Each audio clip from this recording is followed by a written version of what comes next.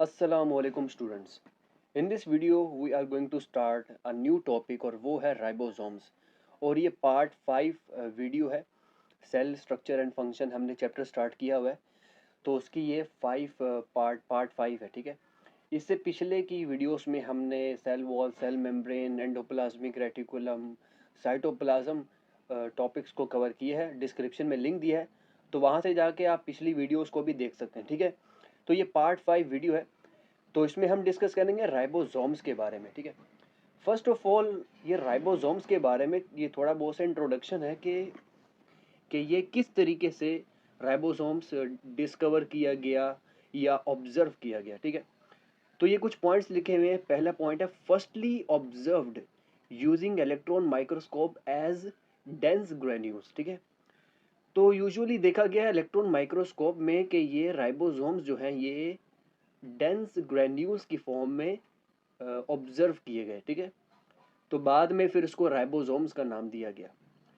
They are, ribosomes को हम क्या कहते हैं, राइबोसोम्स आर रफली स्फेरिकल। इनकी जो वो शेप होती है वो एग्जैक्ट स्फेरिकल नहीं होती, इसलिए इसको कहते हैं रफली स्फेरिकल। ग्रेन्यूल्स की फॉर्म में है, इसलिए इसको कहते हैं ग्रेन्यूलर। और तो और ये नॉन मेम्ब्रेनस होते हैं, यानी कि मेम्ब्रेन बाउंड ऑर्गेनेली ये राइबोसोम नहीं है। तो ये एमसीक्यूज पॉइंट ऑफ व्यू से बहुत इंपॉर्टेंट है कि ये जो राइबोसोम है ये नॉन मेम्ब्रेनस है। And it is found in both eukaryotic and prokaryotic cells. और ये यूकैरियोट्स और प्रोकैरियोट्स दोनों में प्रेजेंट होते हैं, ठीक है। तो ये एक छोटा सा इंट्रोडक्शन था अबाउट राइबोसोम्स। अब हम दोनों को कंपेयर करते हैं कि यूकैरियोटिक राइबोसोम और प्रोकैरियोटिक राइबोसोम्स, ठीक है, दोनों में क्या फ़र्क है। यूकैरियोटिक राइबोसोम्स यूजुअली लार्जर होता है, ठीक है, अबाउट 20 to 24 नैनोमीटर डायमीटर होता है इसका। और प्रोकैरियोट जो है वो स्लाइटली स्मॉलर इन साइज होता है। ये एक इनका मेजर डिफरेंस है। दूसरा, यूकैरियोटिक राइबोसोम्स को on the basis of larger सब यूनिट, ठीक है, लार्जर इनके जो साइज है इनको कहते हैं एटीएस राइबोसोम्स। तो ये जो एस है ये एक तरीके से स्वेटबर्ग कांस्टेंट है, ठीक है। तो ये एक तरीके से यहाँ पर राइबोसोम्स में यूज होता है। और दूसरी तरफ प्रोकैरियोटिक राइबोसोम्स को हम 70s राइबोसोम्स कहते हैं, ठीक है। तो ये एक थोड़ा बहुत सा डिफरेंस था, basically MCQs point of view से इंपॉर्टेंट है। राइबोसोम्स की अगर हम कंपोजिशन के बारे में बात करें तो कंपोजिशन देखी गई है राइबोसोम्स की, तो ये आरएनए और प्रोटीन से मिलकर बना होता है राइबोसोम्स। आरएनए और प्रोटीन से, आरएनए और प्रोटीन को कॉम्बिनेशन में हम कहते हैं राइबो न्यूक्लियो प्रोटीन। क्या कहते हैं? राइबो न्यूक्लियो प्रोटीन कहते हैं। राइबोसोम्स कैसे बनते हैं? राइबोसोम्स यूजुअली न्यूक्लियोलस में बनते हैं, ठीक है, न्यूक्लियोलस। अब ये न्यूक्लियोलस क्या है? राइबोसोम्स पहले न्यूक्लियोलस में बनते हैं, फिर उसके बाद वो साइटोप्लाज्म में ट्रांसपोर्ट होते हैं। न्यूक्लियर पोर्ट से पास होकर वो साइटोप्लाज्म में पहुंच जाते हैं।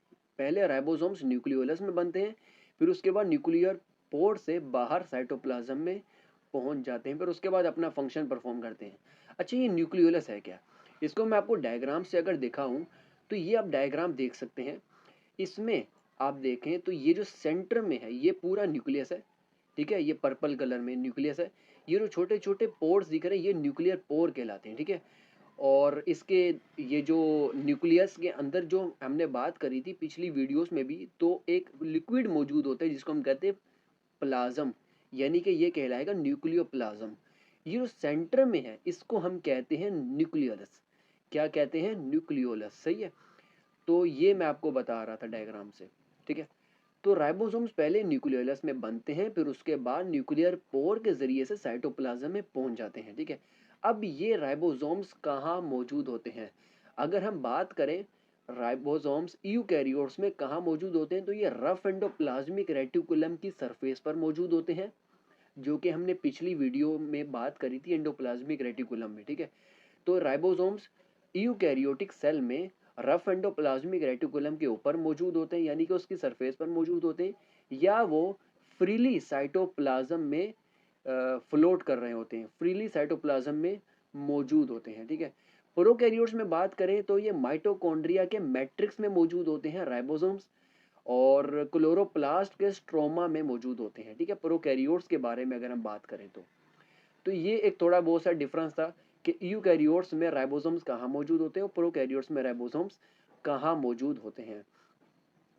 फिर उसके बाद हम बात करेंगे एक डायग्राम से देखकर आपको मैं यूकैरियोटिक राइबोसोम्स की फर्दर हम थोड़ी बहुत सी डिटेल बात करेंगे कि यूकैरियोटिक राइबोसोम देखें आप अपनी स्क्रीन पर, तो ये एक तरीके से ये पूरा यूकैरियोटिक राइबोसोम 80S राइबोसोम है, यूकैरियोटिक 80S राइबोसोम इसको कहा जाता है। तो इसका जो ये ऊपर वाला है ये लार्जर है और कंपैरेटिवली ये जो नीचे रेड कलर में ये स्मॉलर है। जो लार्जर सब यूनिट है वो 60S का होता है और जो स्मॉलर सब यूनिट है ये 40S का होता है। ओवरऑल इनको हम कहते हैं यूकैरियोटिक 80S राइबोसोम, ठीक है।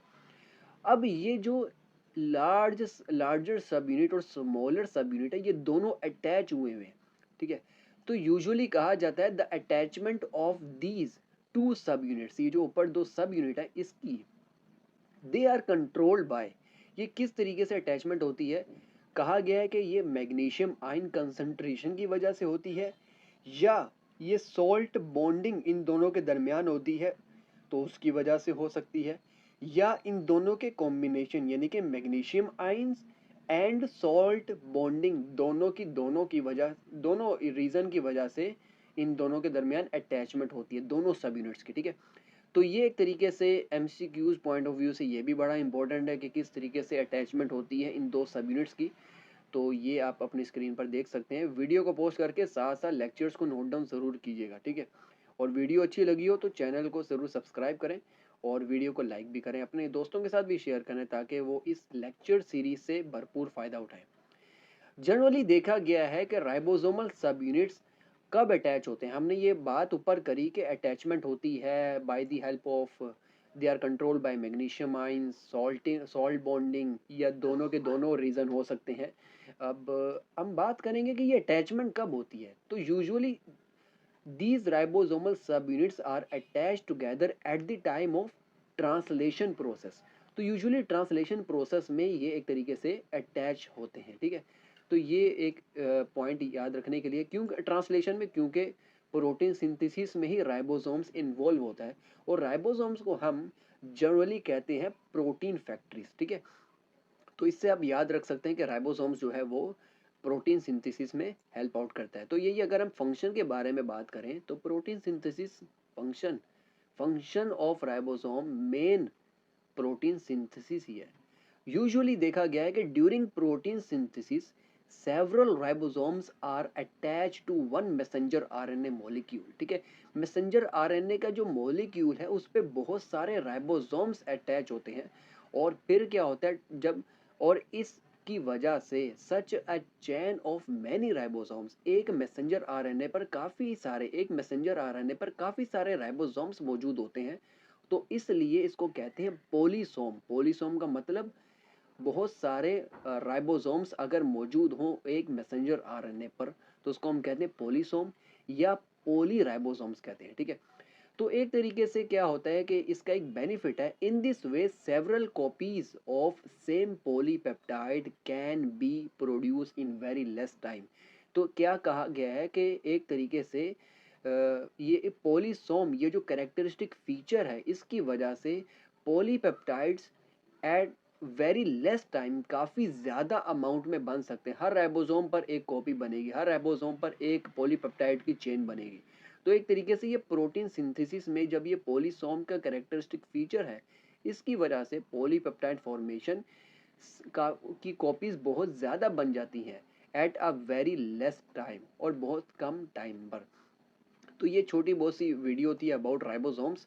अगर आपको ये वीडियो अच्छी लगी हो तो वीडियो को ज़रूर लाइक करें और कमेंट्स में मुझे बताएं कि किस तरीके से आपको ये वीडियो से फ़ायदा हो रहा है। और जाते जाते चैनल को सब्सक्राइब ज़रूर करें ताकि मेरी आगे आने वाली वीडियोस का नोटिफिकेशन जल्द अज जल्द पहुंच जाए और रोज़ाना एक एक वीडियो इंशाल्लाह आएगी, मेरी पूरी कोशिश होगी। तो वीडियो को अगर आप लाइक करेंगे और ज़रूर चैनल को सब्सक्राइब करेंगे तो मेरी वीडियो जो है वो आपके पास फ़ौरन से पहुंच जाएगी, ठीक है। जब मैं वीडियो को अपलोड करूंगा तो उसका नोटिफिकेशन आपको ज़रूर आ जाएगा। तो ये छोटी सी वीडियो थी, मिलते हैं नेक्स्ट वीडियो में। अल्लाह हाफिज़।